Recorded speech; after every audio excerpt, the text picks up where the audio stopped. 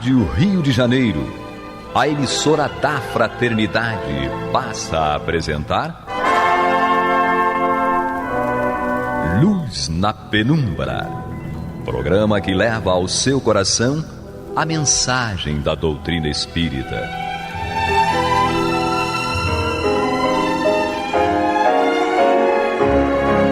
E com vocês, Eduardo Araújo, para o estudo de O Livro dos Médiuns, da obra codificada por Allan Kardec.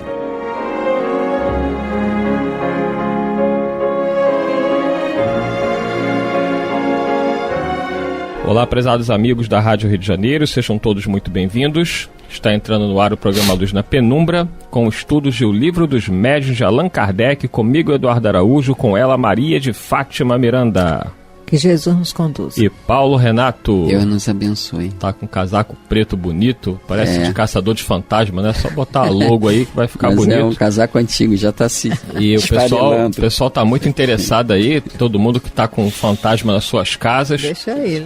Entrando em contato com o Paulo Renato, lá em Bangu e adjacências, quem tiver alguma casa mal assombrada, Paulo Renato pode ser chamado para... Mas eu acho que lá não deve ter espírito não, que lá é muito quente ou muito frio. Eu tava... Lá é quente Lá demais. ou é quente ou é frio, né? Eu estava até escutando hoje na Rádio Rio de Janeiro, na hora que eu estava vindo para a rádio, uma notícia dizendo que a NASA teria feito um estudo dizendo que o Rio de Janeiro, até o ano 2070, possivelmente ficará inabitável por causa das ondas de calor. Ai, meu Deus. A Miranda gostou dessa notícia, ela adora calor. Aí eu falei pra minha esposa, não, acho que o Rio de Janeiro não vai ficar inabitável não, quem vai assumir o Rio de Janeiro é Bangu. Bangu é a única condição, são os únicos habitantes em condições de morar em extremo calor. Então eu vou pensar em me mudar daqui logo. Não gosto de calor não, gosto de frio. Segundo a NASA... Tomara que a NASA esteja errada. Mas são enfim. São tudo previsões. Pior do que onda de calor, só os lugares assombrados, mas bem pior. É só falar com o Paulo Renato que ele resolve isso aí em Bangu. Nós estamos estudando o capítulo 9 dos lugares assombrados, o item 132, e nós já estamos indo hoje para a pergunta 8A. Então vamos nós aqui. A pergunta é a seguinte: as preces que por eles fazemos junto de seus túmulos lhes são mais agradáveis e os atraem mais do que as feitas em outros lugares? Então a Miranda tinha terminado o programa anterior falando sobre essa visita ao cemitério, né, sobretudo no dia de finados, que é muito comum, é uma tradição dos nossos irmãos católicos, sobretudo. Então respondem os espíritos: como sabeis, a prece é uma evocação que atrai os espíritos. Sua ação será tanto maior quanto mais fervorosa e sincera for. Ora, diante de um túmulo venerado, as pessoas se concentram mais facilmente do que em outra parte. E a conservação piedosa de relíquias é um testemunho de afeição que se dá ao espírito e que nunca deixa de o sensibilizar. É sempre o pensamento que atua sobre o espírito e não os objetos materiais. Esses objetos exercem mais influência sobre aquele que ora do que sobre o espírito, porque fixam melhor a atenção do encarnado. Então, Miranda, pelo que os espíritos falam, é evidente que as pessoas que vão ali no cemitério com uma intenção de saudade, de levar sua oração, isso é uma coisa bem vista, né, pelos espíritos que têm afeição, mas não é necessário que vá até o cemitério, porque eles deixam claro aqui que o que importa é o sentimento e a prece que é feita de coração. Isso, e o Paulo me emprestou aqui o Livro dos Espíritos, porque é justamente na questão 323 que Kardec perguntou também sobre esse assunto. A visita de uma pessoa a um túmulo causa maior contentamento ao espírito, cujos despojos corporais aí se encontrem, do que a prece que por ele faça essa pessoa em sua casa? E eles responderam: aquele que visita um túmulo apenas manifesta por essa forma que pensa no espírito ausente. A visita é a representação exterior de um fato íntimo. Já dissemos que a prece é que santifica o ato da rememoração. Nada importa o lugar, desde que é feita com o coração. Então, imagina, nem todas as pessoas têm condições de, no dia de finados, ir ao cemitério. Tem pessoas idosas, acamadas, que são impossibilitadas. E a oração delas, onde estiver, vai alcançar o familiar, o ente querido, e atender a necessidade dele. Porque o familiar que lembra diariamente, não é, que faz qualquer referência de forma digna, respeitosa, está orando pelo seu ente querido. Justamente, né? Mas voltamos àquela questão do programa anterior, né? A gente é muito... Nós somos, o corpo, que a gente quer cuidar, muito materializados. Nós convivemos, ideologicamente, nós convivemos com o corpo da pessoa. Ela está ali pelo corpo. Sim. É isso que nós vimos, abraçamos, tocamos. É através desse corpo, desse instrumento, que nós reconhecemos a pessoa, aquele espírito. Então, do nada, a gente fica sem essa presença física, sem esse visual, e isso realmente nos incomoda muito. E é preciso que a gente desenvolva um certo raciocínio espírita para que haja uma visão, digamos, transcendente, que a gente enxergue além da matéria, né? E isso é exercício. É preciso que a gente faça esses exercícios no nosso dia a dia através dos estudos. O estudo vai nos ajudando nesse exercício mental, de modo que o impacto seja menor. Na questão 321, ainda do Livro dos Espíritos, Kardec levantou a questão: o dia da comemoração dos mortos é para os espíritos mais solene do que os outros dias? Apraz-lhes ir ao encontro dos que vão orar nos cemitérios sobre seus túmulos? Resposta: os espíritos acodem nesse dia ao chamado dos que da terra lhe dirigem seus pensamentos, como fazem no outro dia qualquer, o que a Miranda acabou de falar. A questão toda é o pensamento, sim, a concentração do pensamento no ente querido. Eu acredito que pensar no ente querido no dia a dia, muitas vezes é como se fosse aquela bruma, aquele pensamento rápido, não há uma concentração. Sim, sim. Simplesmente nós pensamos sem nenhum envolvimento da emoção. Talvez nesses ambientes, no cemitério, há uma concentração maior, sim, do pensamento e um envolvimento maior das emoções.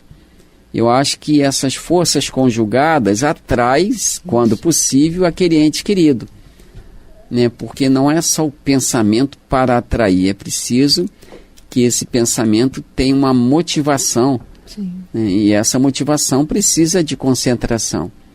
Então acredito que essa visita aos cemitérios, para muitos, ela ainda é realmente necessária, de modo que a concentração no ente querido possa fazer, quando da sua presença, possa fazer com que a pessoa algo perceba dessa presença. Sim. Né, segundo lá as suas limitações físicas, psicológicas, porque às vezes a gente invoca o ente querido pela oração, mesmo no cemitério, mas os nossos pensamentos às vezes estão em outro lugar, as nossas preocupações estão em outro lugar. Nós estamos lá orando pelo ente querido, mas pensando em outras coisas do dia a dia que nos preocupam muito. Então, às vezes, mesmo no cemitério não há a concentração devida. E mesmo ali os benfeitores, os espíritos familiares, mesmo ali eles não se fazem sentir. Sim. Porque há de nós, como disse Cabo Vandani, uma presença de corpo, mas uma ausência de espírito. Estamos diante do túmulo de um ente querido, pretensamente ali para orar e pensar nele, mas às vezes ali nós estamos, muitas vezes, relatando para ele as dificuldades do dia a dia, né? A gente observa muito isso, a pessoa diante do túmulo falar da família, dos problemas do trabalho, do relacionamento familiar. Então ela está mais ali no divã do que procurando ouvir o ente querido. É verdade. Somos nós, né? Já a compreensão dessa realidade do ser desencarnado, quando bem o Espiritismo bem compreendido, mas também sentido, dá tanto àquele que partiu quanto ao que ficou uma serenidade para essas lembranças. Eu lembro de um amigo nosso em comum que no velório do filho, já na hora derradeira daquele momento, ele falou assim: o que nos dá tranquilidade é saber que existe uma família aguardando ele lá. Então, você raciocinar sentindo isso é um conforto para você e uma certeza para quem vai. Vamos para a questão de número 9. Miranda, vai ali fora que tem um amigo querendo falar contigo. Nosso Nelson quer dar uma palavrinha. Então, vamos aqui à questão 9, enquanto a Miranda vai lá atender o nosso irmão. Kardec pergunta o seguinte: à vista disso, parece que não se deve considerar absolutamente falsa a crença em lugares mal assombrados? Respondem os espíritos: dissemos que certos espíritos podem sentir-se atraídos por coisas materiais e também por certos locais, onde parecem estabelecer domicílio, até que desapareçam as circunstâncias que os faziam buscar esses lugares. Isso é efetivo, né? Kardec, no livro O Céu e o Inferno, ele vai contar a história lá do espírito de Castelnaudary. Eu não sei como é que fala bem o nome do local, Paulo Renato, que sabe bem essas coisas aí. Como é que é o nome, Paulo Renato? Não sei. A pronúncia correta. Eu falo Castelnaudary. Tá ótimo. Né? E lá tinha um espírito que todo mundo que ia morar lá passava um sufoco danado, né? Porque isso está no livro O Céu e o Inferno, tá? No capítulo 6, lá da segunda, da parte final, né? Que são das comunicações dos espíritos. O capítulo 6 é Criminosos Arrependidos.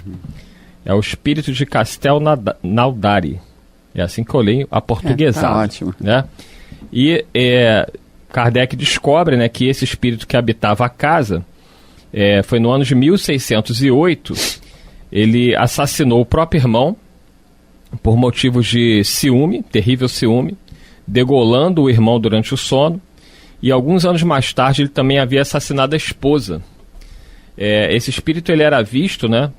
Os médios videntes presentes disseram que seu aspecto era terrível e ele trajava uma camisa ensanguentada e tinha na mão um punhal. Aí tu imagina tu ver uma criatura dessa dentro da casa, né? E a pessoa que tinha pedido ajuda, né? O caso chegou até Kardec porque ele deu ele agrediu fisicamente, né? O morador da casa. Ele deu um soco no morador. Ele agia com muita violência. Evidente que ele conseguiu fazer isso graças a um fenômeno físico, né? Provavelmente o próprio habitante ali da casa forneceu a energia, né, do ectoplasma para que ele conseguisse. E ele promovia outros tipos de situações ali dentro da casa. Todo morador que ia para lá, ninguém ficava. Então isso efetivamente, Paulo Renato, Kardec mostra aqui que existe sim lugares que, entre aspas, são mal assombrados, porque são espíritos que estão presos naquele lugar e eles não querem que ninguém habite aquele lugar, que eles consideram que é um lugar que pertence a eles. Aí, nesse sentido, realmente poderíamos dar a denominação de mal assombrado. Sim, efetivamente mal. Né? Fora disso, são lugares que os espíritos, por um motivo ou por outro, habitam, ou transitam por ali, necessariamente não habitam. Mas é interessante que ele fala da predileção, né, de determinado espírito por determinados lugares. E a gente vê aí com o exemplo que tu trouxe, que essa predileção pode ter os mais variados motivos, né? Um deles é essa questão aí levantada por você. Mas lembrando que essa situação se dá com a permissão dos espíritos superiores, dos espíritos protetores, né? Porque mesmo nesses lugares mal assombrados que têm espíritos dessa natureza, eles não estão ao desabrigo da proteção de Deus.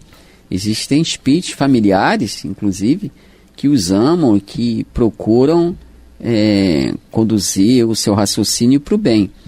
De qualquer maneira, seja qual for a situação dessa má assombração, nós entendemos com a doutrina espírita que Pode parecer estranho, mas esse espírito já goza de uma grande ajuda. Embora a situação dele, aí descrita, ele já goza de uma excelente ajuda do mundo espiritual, porque ele está no meio, entre aspas, de encarnados. Ele vê as pessoas encarnadas.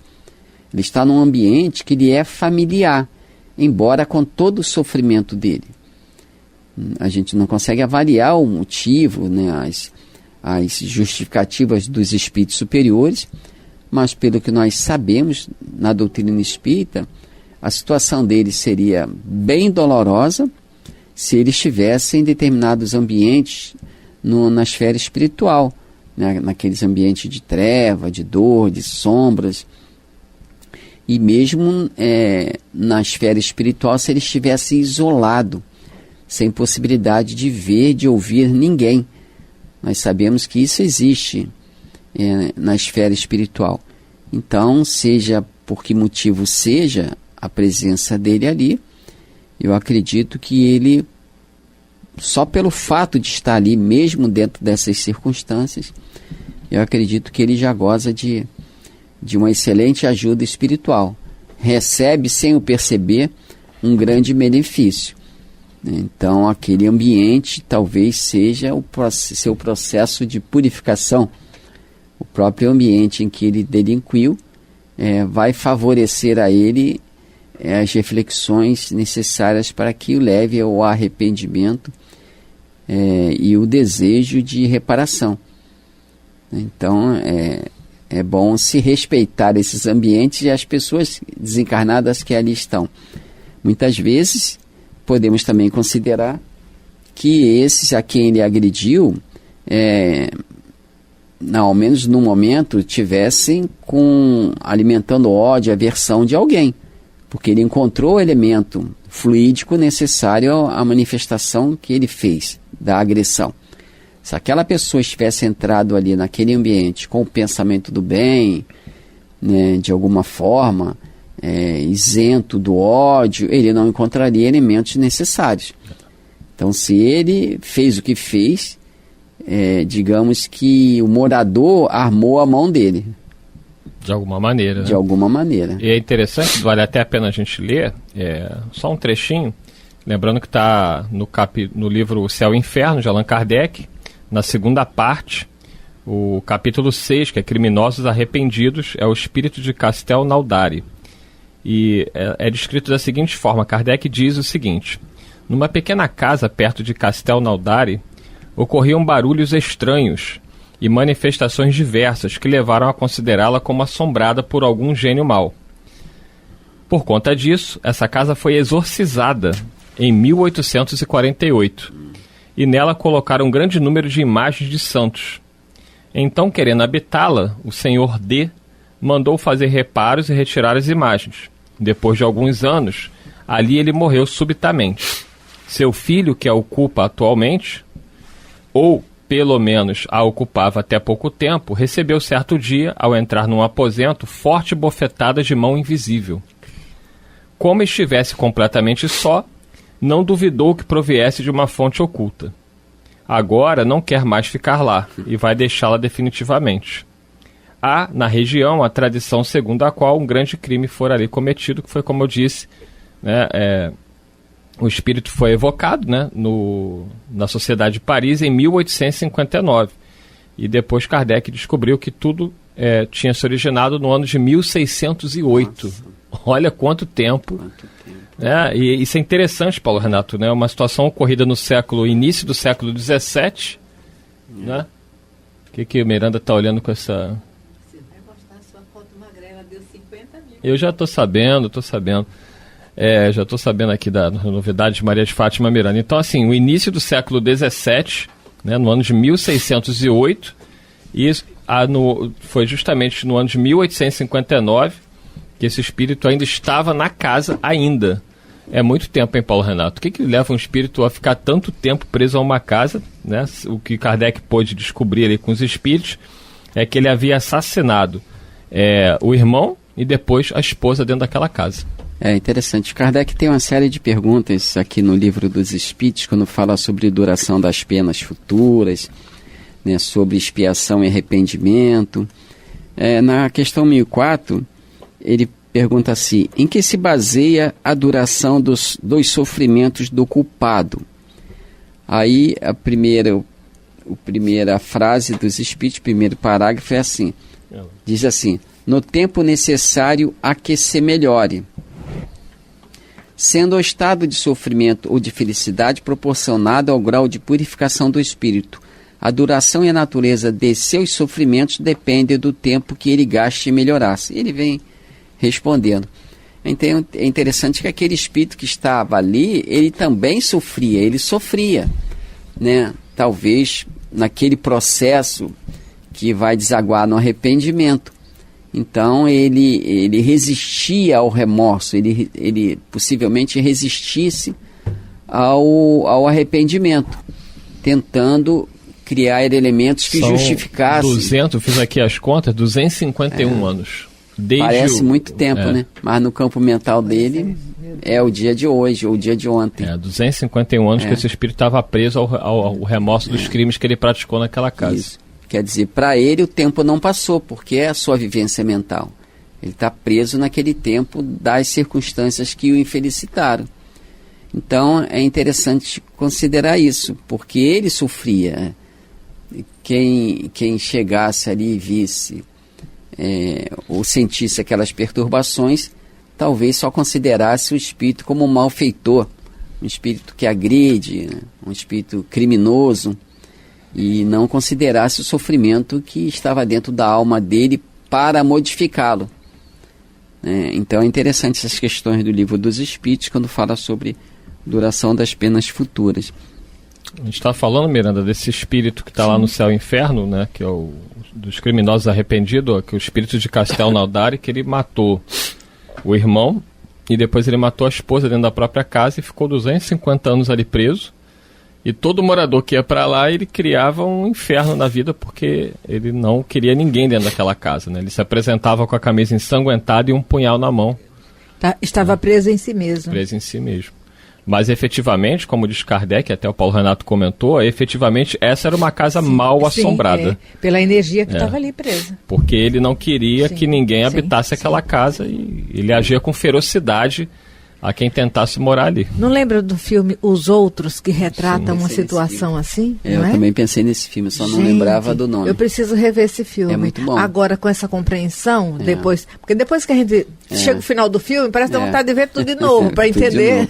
Por aí. Eu lembrei do filme também, mas não lembrava do nome. É muito interessante esse filme, justamente para fazer essa reflexão, né, de propriedade, de se sentir dono de algum espaço. É muito interessante. E aí muitos ouvintes devem estar se perguntando, tá bom, e o que eu faço se isso acontecer na casa que eu estou morando? O culto do Evangelho no lar, a presença de Jesus, mas meditando. Não é aquele culto ritualístico, não. Né? Porque por incompreensão, às vezes a pessoa faz o ritual do culto. Mas o culto não é para ser um ritual, o culto é para ser um alimento doméstico. Até porque nessa própria casa citada por Kardec, lá do espírito de Castelnaudary, eles fizeram um exorcismo lá. E o espírito continuou lá sem se importar com o exorcismo feito. Então não é um ato exterior, com todo respeito à prática da igreja, que vai modificar o espírito, mas trazer o Evangelho de Jesus para dentro desse lar, mas de coração, de verdade. E para ajudar esse espírito, não para exorcizá-lo. A questão justamente é do respeito, né? O respeito que nos devemos uns aos outros, inclusive aos desencarnados, estejam eles em que condição estejam. E é interessante, embora seja difícil, que a pessoa não se vincule mentalmente àquele aspecto da convivência ali, porque às vezes o fenômeno se deu, digamos, 8 horas da noite, né, e 2, 3 dias depois a pessoa ainda está pensando no fenômeno, porque aí estabelece uma vinculação mental que às vezes não é aconselhável, ainda, em considerando aí o estado de enfermidade do espírito. Se puder, repito, é difícil, se puder, a pessoa tem que se abstrair daquele fenômeno. Se desligar, Viver a sua vida normalmente, com as orações e tudo, mas se pudesse abstrair. Chamar o Paulo Renato, se possível, né? Para fazer lá a limpeza. Gente, muita paz a todos. Acabou. Até o próximo programa, se Deus quiser. Que Deus nos abençoe. Você está ouvindo o programa Luz na Penumbra.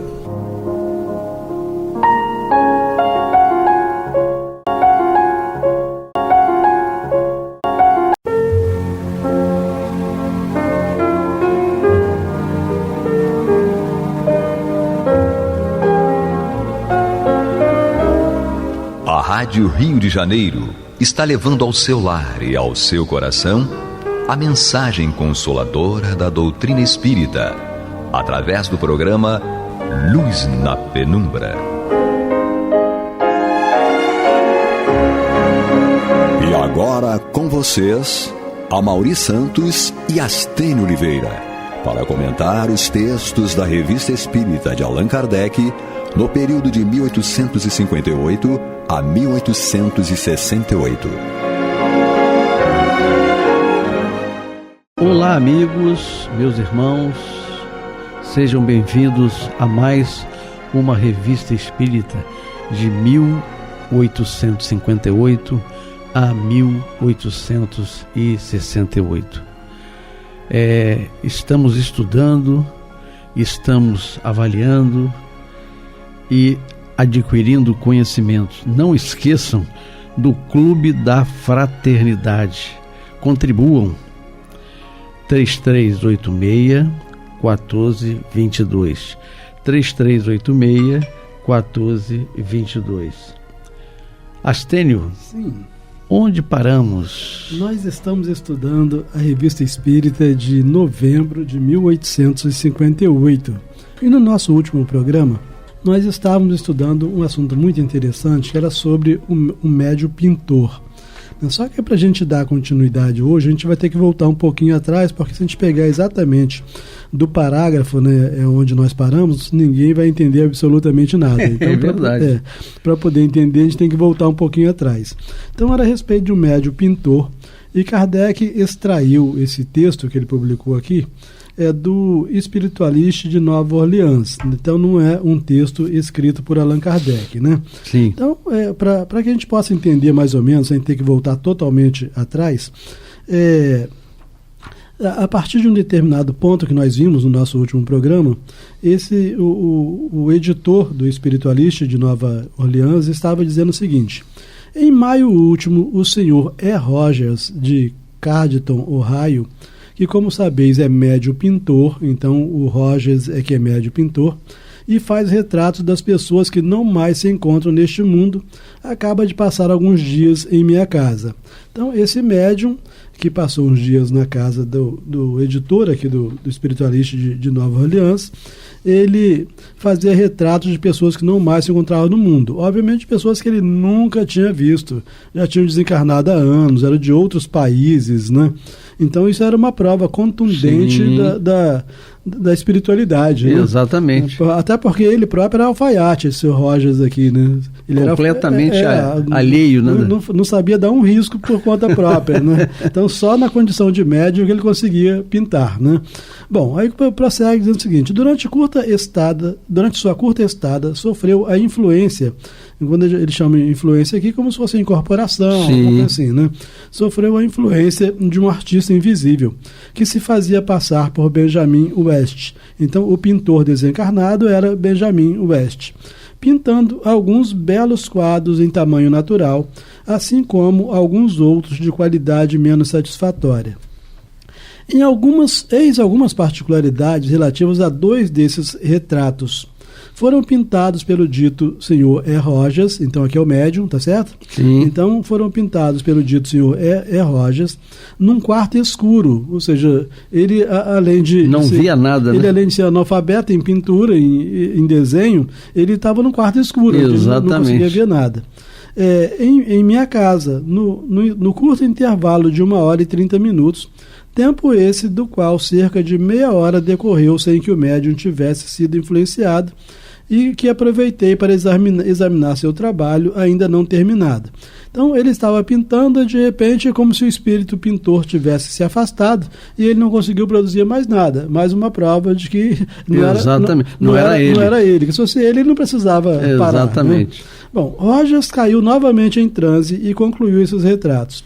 Então, e sem que qualquer indicação houvesse sido dada quanto às pessoas representadas, um dos retratos foi imediatamente reconhecido como meu avô. Então ele pintou 2 quadros e o próprio autor, o próprio editor aqui reconheceu como sendo o avô dele. Elisha Gridley. Tá? Então o nome do avô seria Elisha Gridley. Minha esposa, minha irmã e a senhora Shanney e meus pais, todos foram unânimes em reconhecer a grande semelhança. É um facsímile do velho, com todas as particularidades de sua cabeleira, da gola de sua camisa, etc. Quanto ao outro retrato, como ninguém o reconhecesse, pendurei-o no meu armazém. Está se lembrando desse episódio, né? Então, quanto ao outro retrato, como ninguém o reconhecesse, pendurei-o no meu armazém, à vista dos transeuntes, ali permanecendo por uma semana sem ser reconhecido. Então, esse médium recebeu esse quadro lá na casa dele. Ele reconheceu como sendo avô, outro não reconheceram e botou lá no armazém. De repente alguém reconhece. Alguém passa e reconhece. Né? Bom, aguardávamos que alguém pudesse dizer-nos se representava um antigo habitante de Ática. Já perdi a esperança de saber a quem teria o artista querido pintar, quando uma noite, numa sessão espírita realizada em minha casa, manifestou-se um espírito dando-me a comunicação que se segue. Então, era uma reunião familiar e um espírito se manifestou. E aqui ele vai esclarecer que quadro era aquele, né? Perfeito. Então a gente vê totalmente desconhecido pelo médium.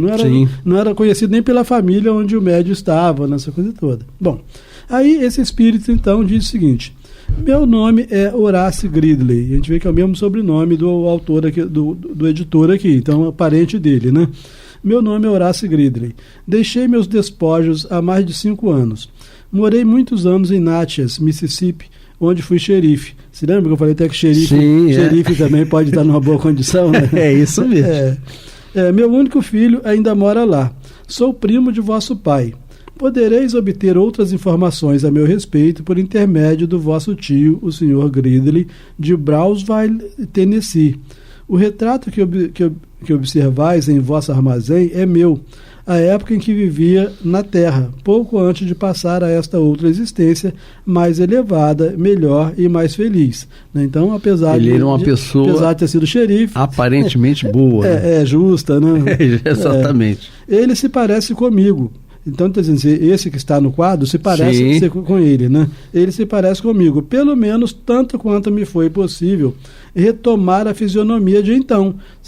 A coisa é difícil, né? Naquele momento em que ele estava se colocando para pintar, ele não tinha mais aquela aparência. Aquela foi a aparência de antes de ele desencarnar. Mas para que ele fosse reconhecido, ele teve que retomar aquela aparência e ser visto pelo médium com aquela aparência, né? Para ser pintado. Então ele se parece comigo, pelo menos tanto quanto me foi possível retomar a fisionomia de então, pois que isso é indispensável quando somos pintados. E o fazemos o melhor que podemos para dela nos recordarmos. Então eles mesmos têm que se esforçar para se recordar de detalhes daquela existência, né, para poder colocar aquela aparência, né? Bom, e o fazemos o melhor que podemos para dela nos recordarmos conforme permitam as condições do momento.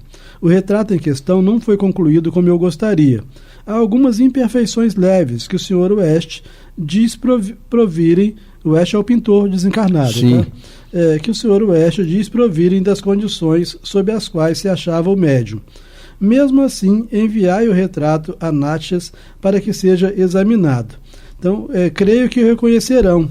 Então, ele mesmo percebia, e o próprio Sr. West, que era o médium pintor, que não saiu lá essas coisas, né? Tinha alguma semelhança, mas não foi o ideal. Né? Alguns traços haviam. Isso, mas semelhante não era, não. O trabalho não saiu como o próprio pintor queria. Perfeito. E ele explica aqui, nas condições sobre as quais se achava o médium. Né? Sim.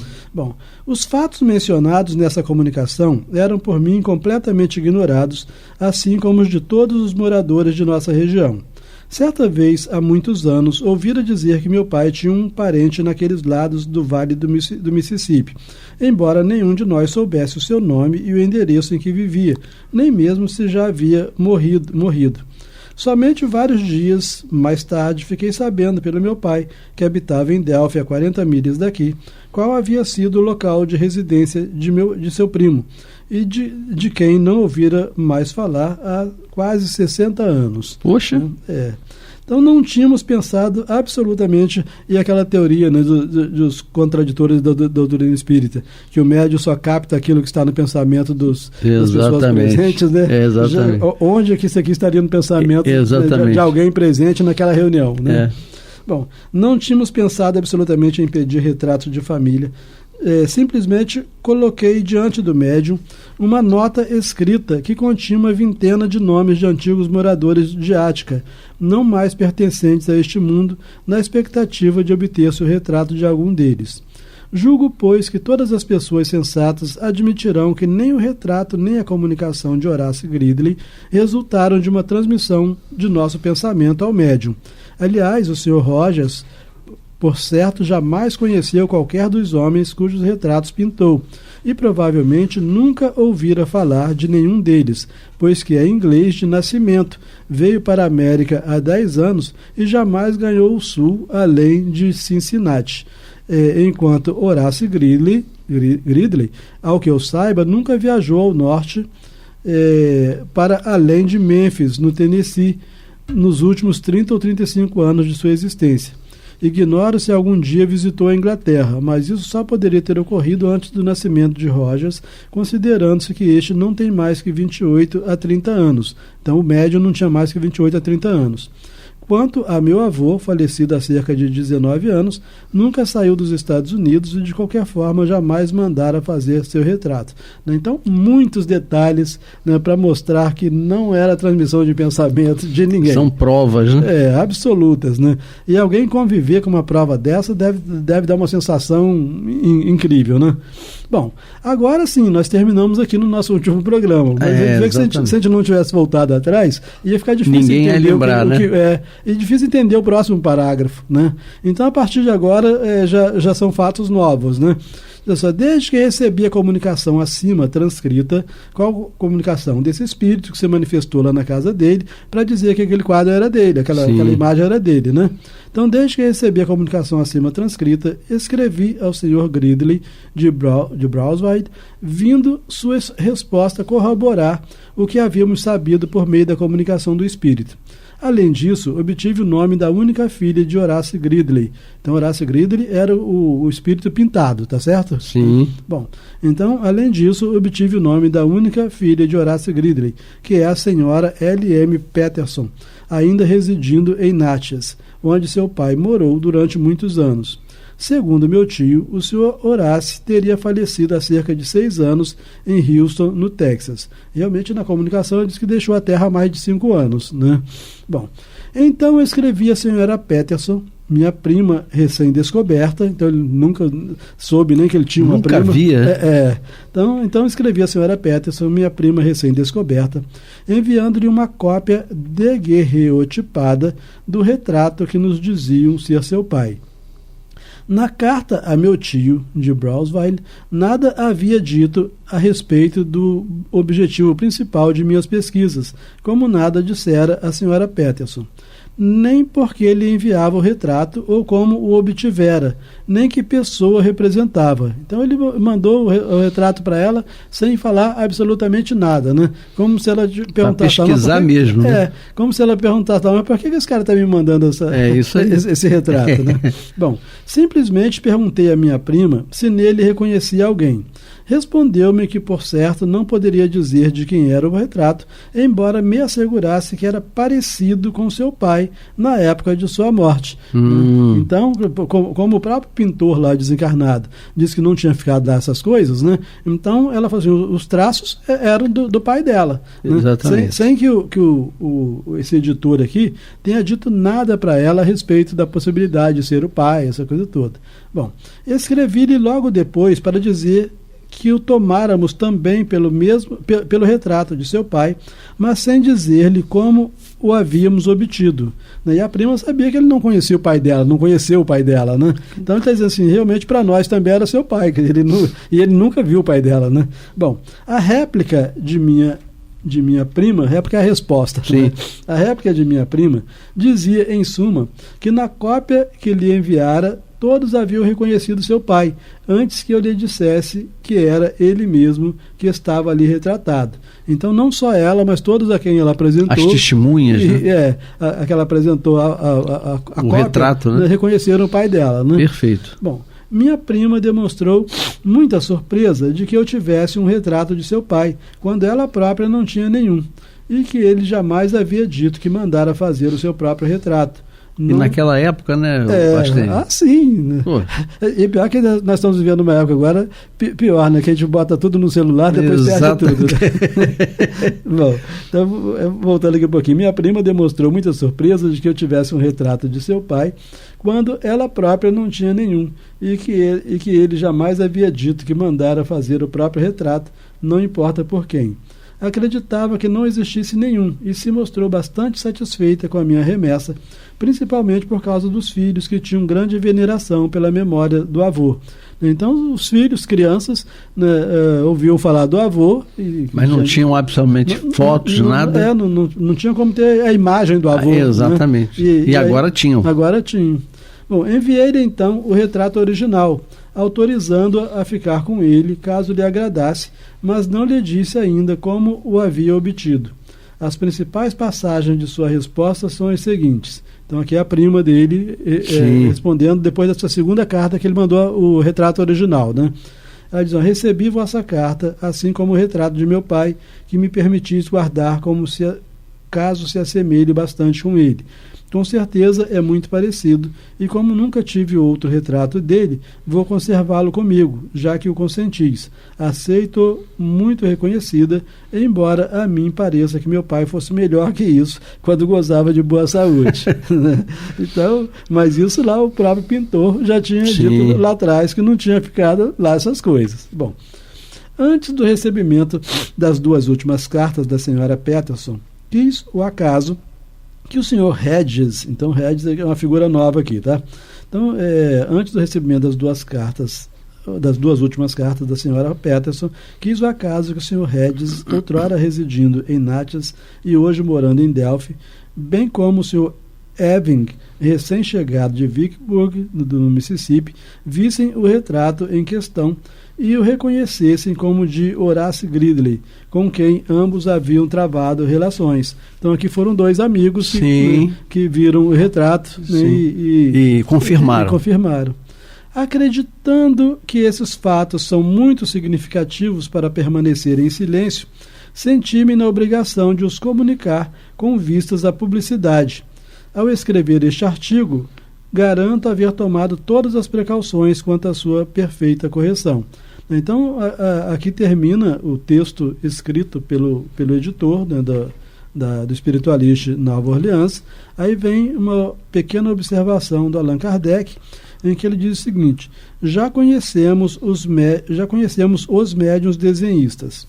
Além dos notáveis desenhos, dos quais demos um exemplar, mas que retratam coisas cuja exatidão não podemos verificar, temos visto médiuns absolutamente estranhos a essa arte executar esboços muito reconhecíveis de pessoas mortas que jamais haviam conhecido. Mas daí a um retrato pintado dentro das regras vai grande distância. Esta faculdade liga-se a um fenômeno bastante curioso, do qual somos testemunhas neste momento e de que em breve nos ocuparemos. Então, o Kardec destaca que já tinha visto médios desenhistas, médios pintores, era algo assim extremamente raro, né? E para pintar, não algo abstrato, pintar algo concreto, né? Que foi a imagem de alguém que viveu há anos na Terra. Que provava cabalmente, né? Que era um ser que viveu aqui na Terra. Sim. Então, assim, mesmo que a gente, né, pessoalmente, né, os nossos ouvintes, etc., nunca tenham tido a a beleza de uma oportunidade de receber pessoalmente uma prova dessa, as provas chegadas através dos outros devem nos satisfazer também, né? É claro. Nós estamos lidando com pessoas extremamente sérias. E, aliás, isso aqui seria uma novela difícil de alguém inventar. Exatamente. Né? Então, a gente verifica que o que consola o outro deve consolar a gente também. Exatamente. Né? Bom, a gente entra no outro tema agora, ainda na Revista Espírita de novembro de 1858. Esse novo tema se chama Independência Sonambúlica. Né? Então, a independência sonambúlica aqui, ela tem a ver também com o fato de o sonâmbulo não refletir apenas a ideia, o pensamento, os conhecimentos das pessoas que estejam presentes na reunião. Tá? Então, de algum modo, completa também o estudo anterior. Claro. Né? Então, independência sonambúlica. Muitas pessoas que hoje aceitam perfeitamente o magnetismo contestaram durante muito tempo a lucidez sonambúlica. É que essa faculdade, com efeito, veio confundir todas as noções que tínhamos sobre a percepção das coisas do mundo exterior. Então, a lucidez sonambúlica seria o fato de o sonâmbulo, durante aquele período em que ele está naquela espécie de êxtase, nesse tipo de coisa, se realmente ele continua perfeitamente lúcido. Entretanto, já muito tínhamos o exemplo dos sonâmbulos naturais, que gozavam de faculdades análogas e que, por um estranho contraste, jamais foram aprofundadas. Hoje, a clarividência sonambúlica é um fato, e se ainda é contestada por algumas pessoas, é porque as ideias novas demoram a fincar raízes, sobretudo quando é preciso renunciar àquelas longamente acalentadas. Então, estamos tratando aqui do caso dos sonâmbulos, né, que não necessariamente são médiums, né, porque o sonâmbulo, de algum modo, ele é médium dele mesmo. Né? Obviamente que ele pode, ao mesmo tempo, ser médium, porque outros espíritos podem enviar mensagens, né, através dele, né, durante esse momento. Muita gente também pensava, como ainda hoje, com as manifestações espíritas. Então a gente nota que manifestações espíritas ou mediunidade são diferentes de manifestação sonambúlica, né? Então vamos lá. Muita gente também pensava, como ainda hoje, com as manifestações espíritas, que o sonambulismo pudesse ser experimentado como uma máquina sem levar em conta as condições especiais do fenômeno. Eis porque, não tendo obtido à vontade e no momento preciso resultados sempre satisfatórios, concluíram pela negativa. Então, como não puderam transformar o sonâmbulo em máquina, resolveram negar o sonambulismo, né? Bom, fenômenos tão delicados exigem uma longa observação, assídua e perseverante, a fim de se lhes captar os matizes, frequentemente fugidios. É igualmente em consequência de uma observação incompleta dos fatos que certas pessoas, mesmo admitindo a clarividência dos sonâmbulos, contestam sua independência, né? A independência dos sonâmbulos durante esse momento. Acham que ele está sempre só refletindo o que acontece em torno. Enfim, exatamente. Né? Segundo elas, sua visão não se estende além do pensamento daquele que os interroga. Alguns pretendem mesmo que não há visão, mas simplesmente intuição e transmissão de pensamento, citando em seu apoio numerosos exemplos, né, de que era apenas intuição e transmissão de pensamento. E o nosso tempo está acabando, mas deixa eu ler mais um pouquinho aqui. Ninguém duvida que o sonâmbulo, vendo o pensamento, algumas vezes possa traduzi-lo e dele ser o eco. Nem mesmo contestamos que possa influenciá-lo em certos casos. Houvesse somente isso no fenômeno, já não seria um fato bastante curioso e digno de observação? Então, o Kardec está colocando assim, mesmo que ele apenas visse os pensamentos, já seria um fato bastante curioso, né? Só concluindo por hoje, né, Kardec diz o seguinte: a questão, portanto, não é saber se o sonâmbulo é ou pode ser influenciado por um pensamento estranho, o que já não suscita dúvidas, mas se é sempre influenciado. Isso é um resultado da experiência, né? Então, assim, que ele pode ser influenciado pelo pensamento? Pode. Agora, ele é só influenciado pelo pensamento? Veremos no próximo programa. Esse é o questionamento. Veremos no próximo programa. Então, meus amigos, meus irmãos, terminamos por hoje o estudo deste capítulo da Revista Espírita de 1858 a 1868.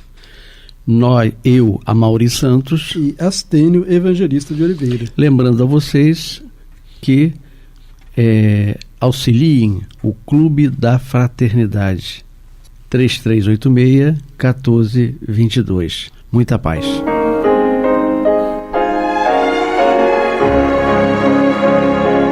E vamos ouvir agora a prece de encerramento de nosso programa, na voz de Geraldo de Aquino. Jesus, dá-nos coragem para a luta, piedade para os insultos e misericórdia para as injustiças e ingratidões. Limpa nossa alma de inveja e ambições mesquinhas, de ódio e de vingança o nosso caminho. E que dentro em pouco, ao recolher-nos de novo ao calor do nosso leito, para que o sono nos dê a paz e o esquecimento das tristezas humanas, possamos sentir, Senhor, no mais íntimo de nosso ser, a doçura indefinível do Teu amor e a grandeza incomparável da Tua divina presença. Que assim seja.